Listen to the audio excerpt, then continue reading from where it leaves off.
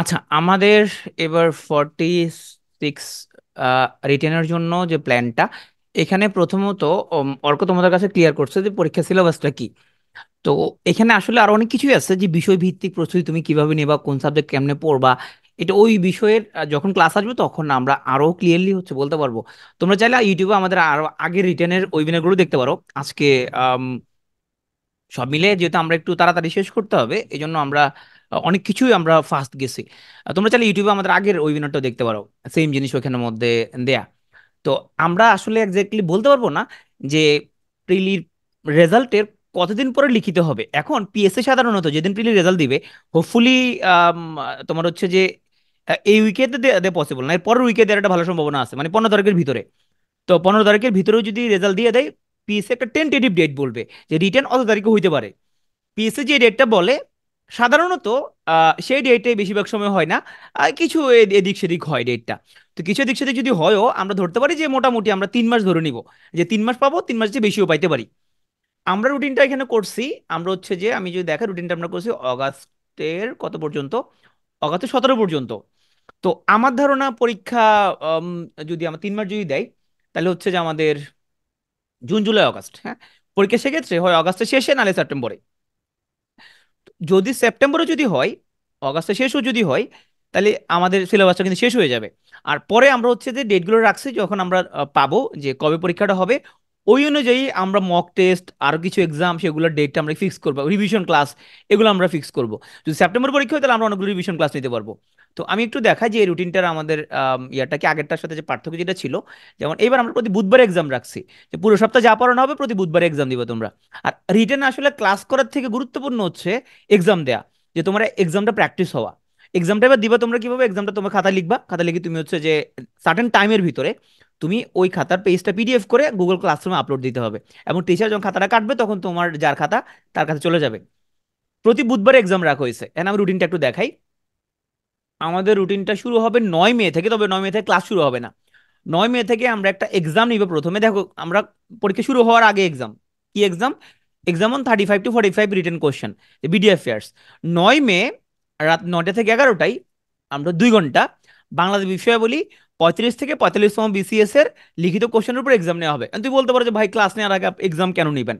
এটা আমরা 47 প্রিলিতেও করছি, যে ক্লাস শুরুর আগে প্রিভিয়াস প্রিলির উপর এক্সামটা নেওয়া। কেন এই কাজটা করি, কারণ পোলাপানকে যতই বলে না কেন, এরা প্রিভিয়াস কোশ্চেন ভালো করে পড়ে না। এখন তুমি অ্যাটলিস্ট এই এক্সামটা দেওয়ার জন্য হইলো তুই 35 থেকে 45তম রিটেন কোশ্চেনটা তোমার পড়া হয়ে যাবে, যেহেতু তুমি জানো রাতে একটা এক্সাম তোমাকে দিতে হবে। মূলত 35 থেকে 45তম রিটেন কোশ্চেন যদি মনোযোগ দিয়ে পড়ে ফেলো, প্রিলির প্রস্তুতি অর্ধেক ডান, 50% প্রস্তুতি ডান হয়ে যাবে। যদি মনোযোগ দিয়ে 35 থেকে 45তম পর্যন্ত রিটেনের কোশ্চেন ভালো করে অ্যানালাইসিস করো। এর মধ্যে দুটোই স্পেশাল হয়েছে, তাহলে মোট কোশ্চেন হচ্ছে এখানে 11টা তো, আর দুটো বাদ দাও, মানে 42 এবং 39, 9টা। দুটাতে রিটেন হয় নাই, তাহলে 9টা থাকে। তুমি 9টা রিটেন কোশ্চেন যদি মনোযোগ দিয়ে পড়ো, প্রিলির প্রস্তুতি 50% ডান। সরি, রিটেনের প্রস্তুতি তোমার 50% ডান। তো এই কাজটা যদি তোমরা মনোযোগ দিয়ে করো, সেই জন্য আমরা কোর্স শুরুর আগেই আমরা হচ্ছে এক্সাম রাখছি। 11 তারিখ তোমরা ইংলিশের উপর এক্সাম দিবা, মানে 35 থেকে 45তম রিটেনে যা কোশ্চেন আছে হুবহু ওখান থেকে আমরা সিলেক্টেড আমরা কিছু কোশ্চেন লিখতে দিব তোমাকে। তুমি 2 ঘন্টায় তুমি এক্সাম দিবা। এটা আমরা এটা এনশিওর করতেছি যে তুমি লিস্ট রিটেন কোশ্চেনটা তুমি পড়ছো, এটা নিশ্চিত করার জন্য মূলত, এটার অন্য কোনো উদ্দেশ্য না।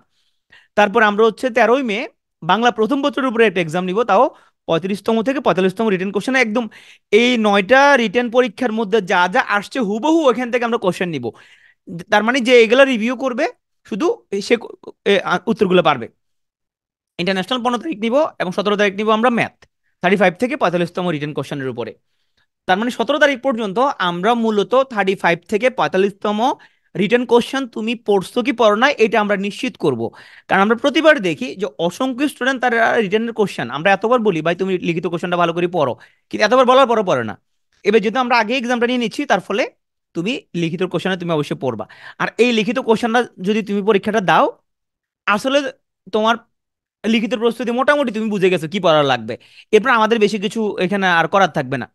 এখন আসো লিখিত ক্লাসে। অনেকে মনে করো যে প্রিলির মতো এখানে একদম তোমার হচ্ছে মুখে তুলে খাওয়া দেওয়া হবে। অর্ক একটা বিষয় ক্লিয়ার করছে, লিখিত ক্লাসে তোমরা যখন অর্কর কাছ থেকে শিখবা যে কিভাবেই লিখলে, যেমন দেখো এই যে মুক্তিযুদ্ধের প্রেক্ষাপট, দেশভাগ, ভাষা আন্দোলন, 54 সালের নির্বাচন, 62 শিক্ষা আন্দোলন। আচ্ছা একটা কথা তুমি বুকে হাত দিয়ে বলো তো, যারা আমার বাংলাদেশ বিষয়াবলী ক্লাস করছো, এই টপিকগুলোর উপরে তারা কি মানে তোমাদের মোটামুটি জানা হয়েছে কিনা একটু বলো তো, একটু কমেন্টে একটু লিখো তো, একটু কমেন্টে লিখো তো, যারা আমার বাংলাদেশ বিষয়াবলী ক্লাস করছো তারা এই যে ইতিহাস টপিকটা জানা হয়েছে না? জানো তুমি মোটামুটি। এখন তুমি মূলত শিখবা যে লিখিতের মধ্যে এগুলো কেমনে লিখতে হবে, কতটুকু লিখতে হবে, কতক্ষণ সময় পাওয়া যাবে, কত পেজ লিখতে হবে। ধরো একটা প্রশ্ন কমন, 47 থেকে 71 পর্যন্ত ঘটনাবলী লেখন, ভাইয়া ভাই 47 থেকে 71 পর্যন্ত এইটা চাইলে 20 পেজ তুমি লিখতে পারবা, 20 পেজ লিখলে তুমি তো ফেল, তোমাকে লিখতে হবে মাত্র হয়তো 2 পেজ। বা আমি বলি যে, আমি একটা রুলস বলি যে তুমি টোটাল নম্বরটা তুমি প্ল্যান করো, প্রতি 5 নম্বরের জন্য 6 মিনিট লিখবা, 10 নম্বরের জন্য 12 মিনিট লিখবা। যদি 47 থেকে 71 পর্যন্ত কি ঘটনাবলী লিখো, এই কোশ্চেনের নম্বর যদি থাকে 10, তাহলে কত মিনিট লিখবা বলো তো? নম্বর যদি থাকে 10 তাহলে কত মিনিট লিখবা তুমি? কারণ 200 নম্বরের জন্য 240 মিনিট, বাংলাদেশ বিষয় বলি 200 নম্বরের জন্য 240 মিনিট, তাহলে তুমি 10 নম্বরের জন্য কতটুকু লিখবা? ম্যাক্সিমাম 12 মিনিট, ম্যাক্সিমাম 12 মিনিট, 12 মিনিটের চেয়ে 1 সেকেন্ডও বেশি না, 12 মিনিটের চেয়ে একটু কম। কারণ তুমি পরে খাতা রিভিশন দিবা না। তার মানে 12 মিনিটে তুমি যতটুকু লিখতে পারো। দেখো যে তোমরা অনেকেই হচ্ছে যে মাঝে মধ্যে বলো যে ভাই আপনার টেকনিক গুলো খুব ভালো লাগে, এটা একটা টেকনিক যে ভাই আমার লেখা স্লো, তো যার লেখা স্লো সে 12 মিনিটে হয়তো 1.5 পাতা লিখবে, ওইটা ওর জন্য এনাফ। যার লেখা ফাস্ট সে 12 মিনিটে হয়তো 2.5 পাতা লিখবে, এটাই ওর জন্য এনাফ। এখানে কিন্তু শয়তান তোমার গুতাবে, যে কোশ্চেনটা কমন আসবে শয়তান তোমার কি গুতাবে, শয়তান বলবে আরো লেখ আরো লেখ, আরে বেটার লেখ, এটা 15 মিনিট লেখ, পরেরটা কম লেখিস। মানে লিখিতের মধ্যে এই জিনিসটা খুব কাজ করে, শয়তান কিন্তু পিছন পিছন তোমাকে স্টিমুলেশন দিবে, বলে যে তুই বেটা পারস, কম লিখবি কেন, বেশি করে লেখ, 20 মিনিট লেখ এটা। তুমি যদি শয়তানের ফাঁদে যদি পা দাও, তাহলে ওই যে প্রিলির মতো, যে আমি যে কিছু কথা বলছিলাম যে ম্যাথের ক্ষেত্রে কিন্তু যে ম্যাথ পারি না, সেই ম্যাথ আমি হচ্ছে যে একটু সন্দেহ লাগলে এই ম্যাথ মিলতেছে না, এটা ক্রস দিয়ে চলে যাবো আমরা। ওখানে যেরকম বলছিলাম লিখিতের ক্ষেত্রে এই সূত্রটা, 10 নম্বরের জন্য 12 মিনিট লিখবো, 12 মিনিট লেখা শেষ, সকল আলহামদুলিল্লাহ শেষ, ওখানে ওখানে ওখানে আমি উপসংহার টেনে দিব। আমি আর আগাবো না, আমার লেখা স্লো আমি 1.5 পাতা লিখবো, আমার লেখা ফার্স্ট আমি 2.5 পাতা লিখবো, আমার লেখা মোটামুটি আমি 2 পাতা লিখবো, এতটুকুই আমার জন্য এনাফ। কিন্তু আমি 20 পাতা পারি, 20 পাতা পারলো, 20 পাতা এখানে লেখা যায় না। এই জিনিসটা তোমরা হচ্ছে যে ক্লাসের মধ্যে শিখবা যে কতটুকু তুমি লিখবা। বা আমি সবসময় বলি একটা লিখিত কোশ্চেন ভালো নাম্বার ক্যারি করার জন্য একটা সুন্দর ইন্ট্রো লিখতে হয়, একটা সুন্দর উপসংহার লিখতে হয়। একজন টিচার যখন খাতা কাটে তখন কিন্তু সে ইন্ট্রোটা দেখে যে একটা সুন্দর ইন্ট্রো লিখছে কিনা। তো তোমরা এখানে আমরা তোমাদের দেখাও মূলত যে কেমন একটা ইন্ট্রো লিখবা, মেইন বডিতে তুমি হচ্ছে যে কিভাবে লিখলে মেইন বডিতে তুমি নম্বর বেশি পাবা। অর্ক আমাকে কালকে অর্কের সাথে কথা হচ্ছিল, পরশুদিন অর্কের সাথে কথা হচ্ছিল, অর্ক বললো আমাদের ফজল রাব্বি 40 BCS অ্যাডমিন ক্যাডারে, তো রাব্বি হচ্ছে বাংলাদেশ বিষয়বলিতে অনেক নম্বর পাইছে কিন্তু বেশি লিখে নাই। তো রাব্বি কি করছো, রাব্বি হচ্ছে যে তোমার লেখার ভিতরে প্রচুর ডেটা দিচ্ছে, প্রচুর চার্ট দিছে, গ্রাফ দিছে প্রচুর, এবং তোমার যে ম্যাপ দিছে, ও কিন্তু ভিতরে বেশি লিখে নাই কিন্তু বাংলাদেশ বিষয়বলিতে হিউজ নাম্বার পাইছে। এই জিনিসগুলো শিখবা যে কি করে লিখলে তুমি বেশি নম্বর পাবা, কিন্তু খাতার পাতা ভারী করার কোনো অর্থ নাই পুষ্পিতা, ঠিক আছে? যে অনেক বেশি বেশি পাতা লিখবো, 5 পাতা 10 পাতা লিখবে, এগুলো কোনো অর্থ নাই। শুনো রিটার্নের মধ্যে আমার 37 একটা রিটার্ন একটা এক্সপিরিয়েন্স বলি, আমি একটু বড় হয়ে যাচ্ছে যদিও। আমার পাশে একটা ভাই বসছে, এখন আমার লেখা হচ্ছে ছোট ছোট করে লিখি, আমি আমি খুব বেশি আমার পুরো লাইফে আমি খুব বেশি এক্সট্রা খাতা নিয়ে নাই। আমি সাধারণত এক্সট্রা খাতা আমার নেওয়া লাগে না, আমার লেখা খুবই ছোট এবং আমি লিখিও কম। আমি সাধারণত কখনো আমি খুব বেশি লিখি না, অল্প অল্প লিখি। তো এখন পর্যন্ত আল্লাহর রহমতে তোমার হচ্ছে যে ডেসক্রিপটিভ জিনিসপত্র বললাম ভালো নাম্বার পাইছি সব সময়, এসএসসি এইচএসসি সব জায়গায় মোটামুটি। তো আমার পাশে একজন বসছে, আমার এখনো লেখা অর্ধেক হয় না, উনি দেখি যে দাঁড়াই গেছে, ওনার হচ্ছে লুশিট লাগবে, একটা কাগজ লাগবে। আমার তো মানে বুকে কম্প ধরে গেছে, হাই হাই উনি এত লিখছে, আমি তো লিখি আমার তো অর্ধেকও শেষ হয় নাই। এরপরে আমি মানে মোটামুটি আর 2-3 লাইন লিখতে লিখতে উনি দেখে আবার দাঁড়ায় গেছে, আবার লুশিট লাগবে। আমি তো মাথার মধ্যে হাত দিয়ে ফেলছি, হাই হাই বাংলাদেশ বিষয় বলে সে এত কিছু কেন লিখতেছে। পরে আমি একটু উকি দিয়ে দেখলাম সে কি করতেছে, সে ভারতীয় উপমহাদেশ, ও আচ্ছা। দেখি যে সে খাতার উল্টানছে কিভাবে, উপরে নিচে ডানে বামে। ভাই একটা খাতার মধ্যে চারদিকে যদি তুমি উল্টানো কিছু থাকে আর, দেখি যে সে 4 কোণাকার একটা স্কেল আনছে, আমি এগুলো কোনোদিন দেখি নাই, 4 কোণাকার 4 দিক দিয়ে উল্টানো যায়। এই জিনিসটা কোথেকে আনছে আমি জানি না, প্লাস্টিকে 4 কোণাকার একটা স্কেল আমি তো জীবনে প্রথম দেখছি। 4 কোণাকার স্কেল দিয়ে 4 দিক দিয়ে 1 ইঞ্চি করে রুল টানলে মেয়ে খাতার কি থাকে, আর তো লেখার মতো জায়গায় থাকে না, পুরোটা তো রুল টানি ফেলছে সে। আর আমরা ছোটবেলায় শিখছি একটু বামে একটু ভাঁজ উপর দিয়ে ভাঁজ করেই লেখা শুরু করে দিছে, ওটা দেখে দেখে লেখার জায়গা নাই। সে ভারতীয় উপমহাদেশ এই দুটা ওয়ার্ড 1 লাইনে লিখছে। মানে এই জিনিস আমি আজীবনে বলবো, আজীবন ভুলবো না, আমি সবসময় এই কথাটা বলি। মানে আমি অবাক গেলাম, সে ভারতীয় উপমহাদেশ এটা 1 লাইনে লিখছে এটা। তো মানে যথারীতি আমি পড়ার পাত্তা দিন, আমি চিন্তা করছি যে ভাই এরকম এত বড় বড় লিখলে তো ভাই খাতা তো অনেক ভরানো যাবে। তো এখন যারা এরকম করে ওরা ভাবে এক্সামিনাররা খুব বোকা। আচ্ছা, এক্সামিনার কি বোকা? যারা খাতা কাটবে ওনারা ভয়ঙ্কর রকমের স্মার্ট। পিএসসি পিএসসি তে যেসব স্যারেরা এখানের মধ্যে দেখবে খাতা এবং যারা প্রশ্ন করে, ওনারা ভাই কত বছর ধরে এই কাজটা করতেছে, ওনারা ভয়ঙ্কর রকম স্মার্ট। তাহলে ওনাদেরকে ফাঁকি ঝুঁকি দিবা, তারপরে এই জিনিসটা চিন্তা করাটা একটা মহাভাব। হ্যাঁ, তাহলে এইগুলো করে ফাঁকি তো যাবে না। ওনারা ভাই খাতা এক পাতা পড়লে বুঝতে পারবে এই স্টুডেন্টের ভিতরে লেখাযোগ আছে কিনা, তোমার ইন্ট্রোডাকশনটা দেখলে বুঝতে পারবে যে এর ভিতরে আসলে মাল মশলা আছে কিনা, একটা কোশ্চেনের বডি দেখলে বুঝতে পারবে যে না এই কোশ্চেনটা ঠিক আছে। ওনারা এতটুকু দেখে ওনারা খাতা কাটার জন্য যথেষ্ট, ওনারা এক্সপার্ট। কত বছর ধরে খাতা কাটতেছে এই জিনিসগুলো মূলত। তাহলে রিটেনের ক্লাস মানে এই না যে এখানের মধ্যে লাইন বাই লাইন তোমাকে আবার পড়ানো হবে। মূলত জিনিসটা হচ্ছে তুমি কোন কোশ্চেনটা কিভাবে লিখবা, কতটুকু লিখবা, এই জিনিসগুলো দেখানো হবে। দেখো, প্রথম ক্লাসটা শুরু হবে তোমার বিডি অ্যাফেয়ার্স এর প্রথম তিনটা ক্লাস। এরপর ইংলিশ শুরু হবে তোমার সিলেবাস অ্যানালাইসিস এবং ফ্রি হ্যান্ড রাইটিং। আচ্ছা, আমরা ইংলিশ প্রথমে তোমাদের 9টা ফ্রি হ্যান্ড রাইটিং ক্লাস নিব। আমি দেখা টিচারের নাম আমি দেখাচ্ছি এখানের মধ্যে 47, যারা তোমরা জানো যে মহিন মিজান। ও কিন্তু মহিন মিজান নিজেও ডেইলি স্টারের রাইটার। এবং মিজানের ক্লাস যদি তোমরা করো, আমাদের যদি বিশ্বাস, তোমার translation free hand writing Mizan হচ্ছে বেস্ট পার্সন হবে এটার জন্য। হ্যাঁ, মিজান 47 ক্লাসটা শুরু করছে।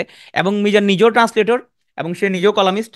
তো তাহলে চিন্তা করো, আমি কাল মিজানের সাথে কথা বললাম, আমি বললাম ভাই তুমি এখানে আমার স্টুডেন্টকে ইংলিশে ভালো করার জন্য কয়টা ক্লাস লাগবে। এখন আমরা তো চাইলে আনলিমিটেড নিতে পারবো না, যেমন 47 আমরা আনলিমিটেড ক্লাস নিচ্ছি ফ্রি হ্যান্ড রাইটিং এর 25-26টা ক্লাস মনে হয় 47-এ। কিন্তু এখন তো এখানে 25-26 সম্ভব না। ও বললো 9টা ক্লাস দিলে তাহলে মোটামুটি স্টুডেন্টদের হচ্ছে যে এখানে আমি কিছুটা দিতে পারবো। তখন আমি এক্স্যাক্টলি 9টা ক্লাসে রাখছি ফ্রি হ্যান্ড রাইটিং এর টানা শুরুতে। কারণ ইংলিশের মধ্যে তোমাকে ভালো করতে হবে ট্রান্সলেশন এবং এসে রাইটিং এর মধ্যে।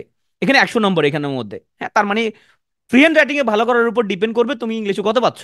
এটার উপর প্রথম টানা 9টা ক্লাস রাখা হয়েছে, একটা, এই দুইটা, এখানের মধ্যে টোটাল 9টা ক্লাস রাখছি আমরা ফ্রি হ্যান্ড রাইটিং এর উপরে, এই 9টা ক্লাস ফ্রি হ্যান্ড রাইটিং এর উপরে। এরপরে কম্প্রিহেনশন ক্লাস টাস হবে। হ্যাঁ, কম্প্রিহেনশন ক্লাসগুলো হচ্ছে তোমার মূলত দেখাই দেয় কেমন অ্যান্সার করবা। মূলত ক্লাস হচ্ছে তোমার ট্রান্সলেশন কেমন লিখবা, এবং ফ্রি হ্যান্ড রাইটিং এর জন্য তোমার হচ্ছে তুমি কিভাবে তুমি চাগাবা, মানে এসে রাইটিং যেটা। ফ্রি হ্যান্ড রাইটিং এর মধ্যে তোমার এসে রাইটিংও আসবে, লেটার টু এডিটরও আসবে, ফিচার রাইটিং আসবে। হ্যাঁ, সামারি রাইটিংও আসবে এখানের মধ্যে, যদিও সামারি রাইটিং এর জন্য আলাদা করে ক্লাস আছে। তাইলে আমাদের এখানে এরপরে আমরা যেটা করছি সেটা হচ্ছে এরপরে তোমাদের শুরু ম্যাথ ক্লাস। হ্যাঁ, এই যে ম্যাথ ক্লাস, এরপরে টানা 4টা ম্যাথ ক্লাস, এরপর ফ্রি রাইটিং 2। রুটিনটা আমরা এমনভাবে করছি যাতে করে প্রতি সপ্তাহে তোমার মোটামুটি একাধিক সাবজেক্ট তোমার থাকবে।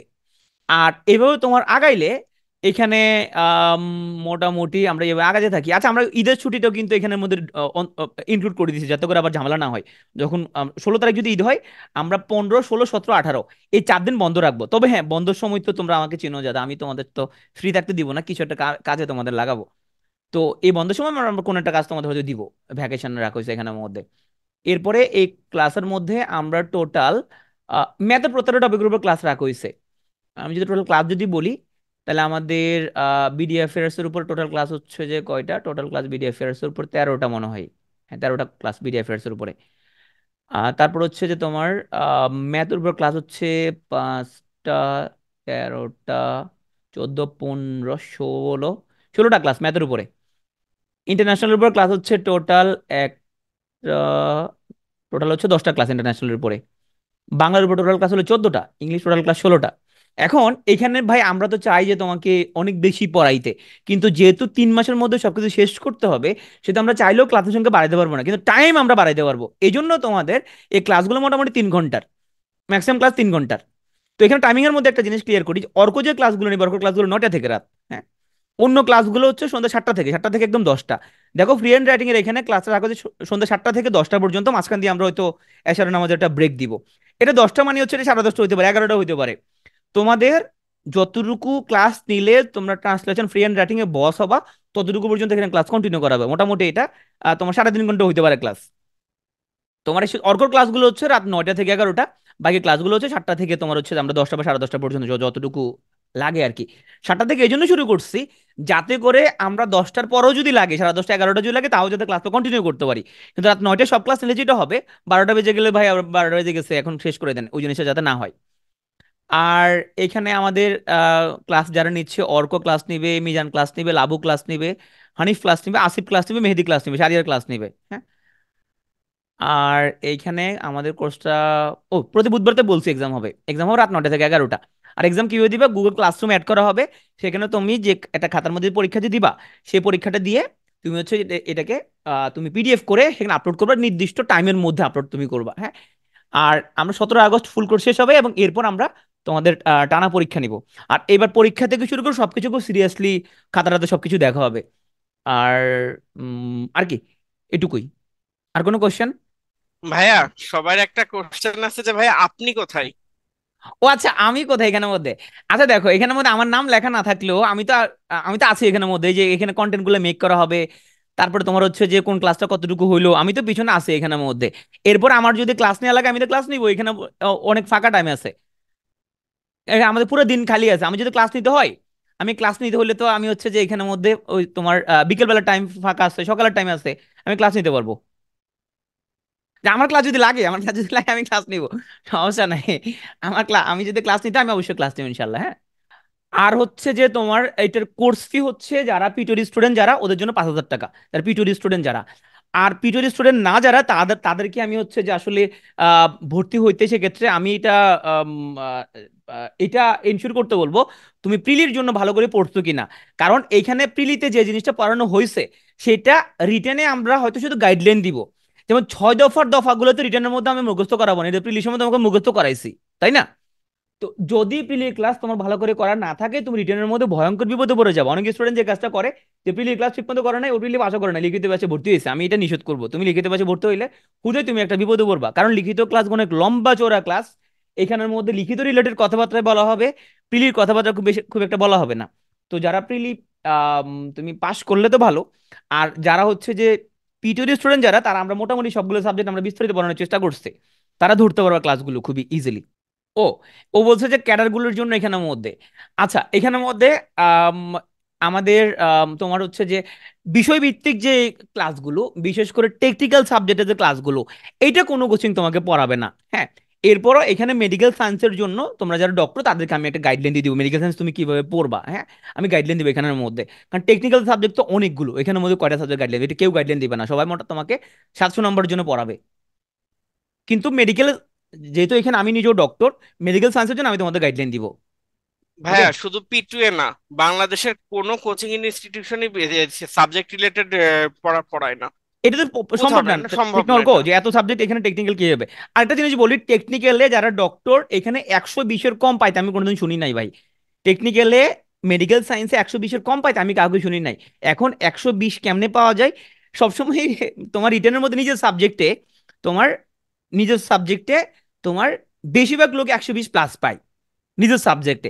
এখন কে বলতে পারো ভাই আমি ইউনিভার্সিটিতে ভালো করে পড়ে নিই নিজের সাবজেক্ট? তুমি ইউনিভার্সিটিতে ভালো করে না পড়লো, তুমি শুধু প্রিভিয়াস ইয়ারের কোশ্চেন যদি সলভ করো, তাও তুমি 120 পাবা। মেডিকেল সায়েন্সের কোশ্চেনে বলবো শান্ত, মেডিকেল সায়েন্সের কোশ্চেনে বলবো হ্যাঁ ম্যাট্রিক্স কিনবা, মেডিকেলের জন্য একটা গাড়ি পাওয়া যায়, ম্যাট্রিক্স পাওয়া যায়, ম্যাট্রিক্সটা কিনবা।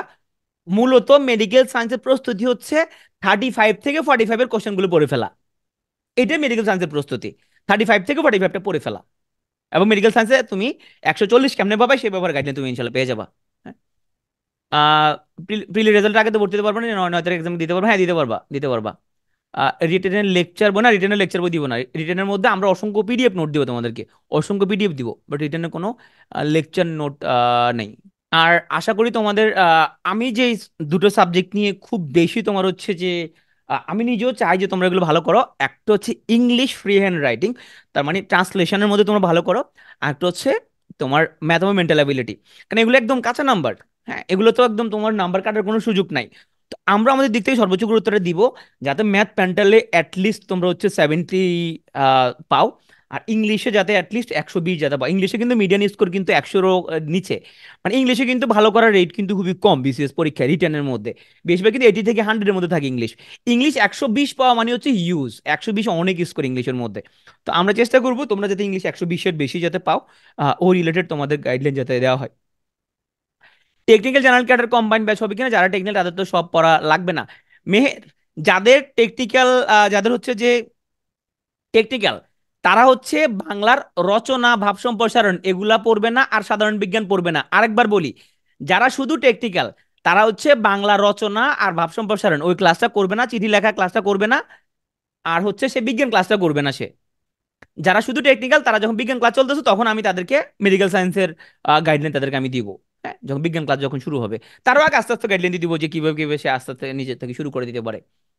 ক্লিয়ার?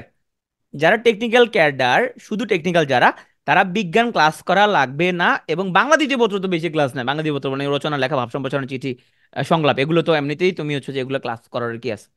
এখন তোমাদের যদি কোনো কোশ্চেন থাকে কোশ্চেন করতে পারো। কম্বো আচ্ছা। প্যাকেজ নিলে অন- প্রিলি অ- ক্লাস রিটেন ক্লাসের টাইম কি সেম হবে? আচ্ছা, ইমরানের যে প্রশ্নটা করছিলা, তোমার কোশ্চেনটা হচ্ছে 47-এর প্রিলি কম্বোতে ভর্তি হলে এটার সাথে করবে কিনা।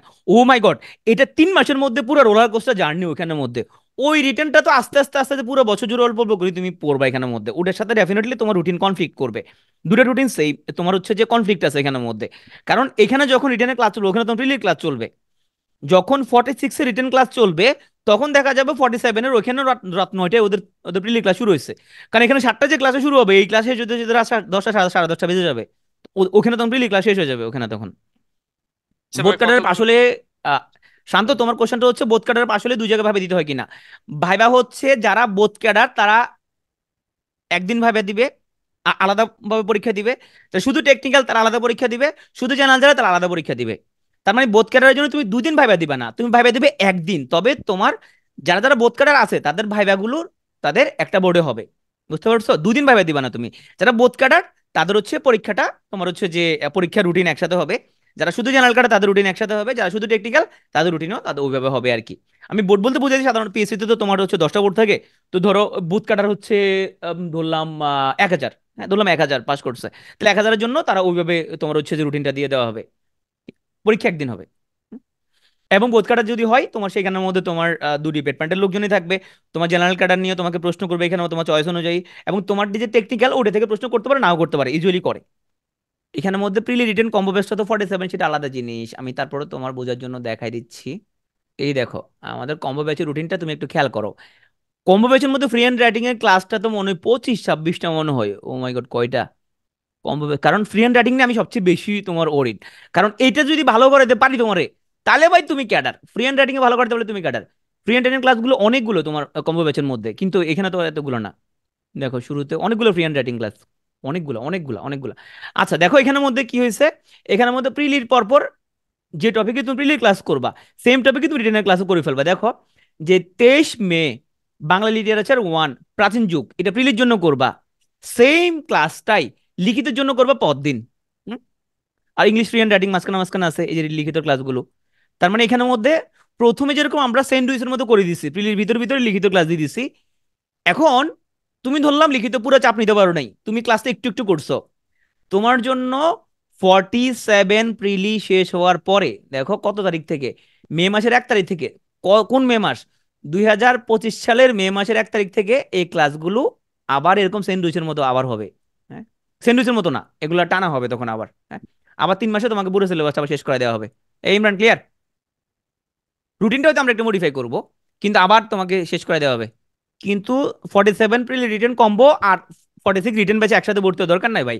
কারণ এখানের মধ্যে তোমার কনফ্লিক্ট হবে এখানের মধ্যে।